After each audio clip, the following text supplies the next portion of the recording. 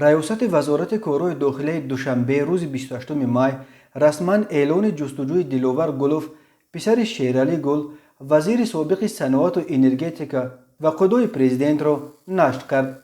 در اعلانی که در سامانه رسمی میلیسیای پایتخت تاجیکستان در صحیفه‌شان در شبکه‌های اجتماعی نشر شد، گفته می‌شد که ریاست وزارت کارهای داخلی در شهر دوشنبه شهروند گلوف دلاور شیرعلیویچ سال تولدش 1996 استقامت کننده شهر دوشنبه را که قبلا برای جنایت اوباشی سود شده است، باز برای صادر نمودن جنایت نوبتی اوباشی گروهی طبق طلبات ماده 237 قسم 2 کودکس جنایتی جمهوری تاجیکستان گمانبر دانسته از صحنه 19 مای سال 2021 در کوفتکوف رسمی قرار داده است. میلیسیای شهر دوشنبه از کل شهروندان خواسته است که اگر درباره گمانبر شونده گلوف دلاور شیرعلیویچ یگان اطلاعی داشته باشند به رقم‌های تلفن باوری ریاست وزارت کارهای داخلی در شهر دوشنبه خبر دهند و یا از طریق اینترنت با مقامات ریاست وزارت کارهای داخلی دوشنبه تماس بگیرند. ریاست وزارت کارهای داخلی دوشنبه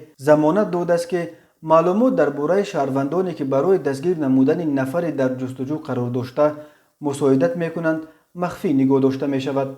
دلاور گلوف در پی امردین نقشوف اینک دومین نفر از خویشاوندان پرزیدنت تاجیکستان است که در این چند روز آخر با اتهام اوباشی به ضدشان پرونده گشوده شد.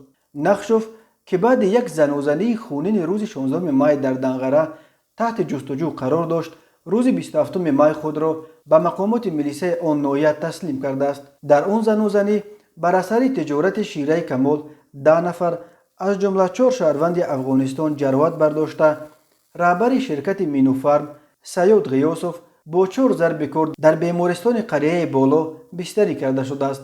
اتفاقا دلاور گلوف نیز به دست داشتن در زنوزنی عیبدار می شود که روز 16 مای ولی در پایتخت روی داده است. طور قبلا خبر دادیم شام 16 مای در طربخانه سیمسیمی مربوط به خانواده علی مطوف‌ها در دوشنبه با اشتراک فرزندان گل شیرعلی سابق وزیر انرژتیکا و صنعت و قدوی پرزیدنت تاجیکستان زنوزنی رخ داده است. در این زنوزنی یک نفر کارد خورده در حالت وزنین در بیمارستان قریه بالا قرار داشته است.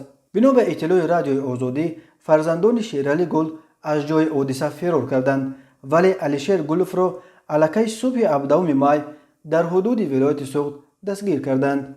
جستجوی دلاور گلوف ادامه دارد.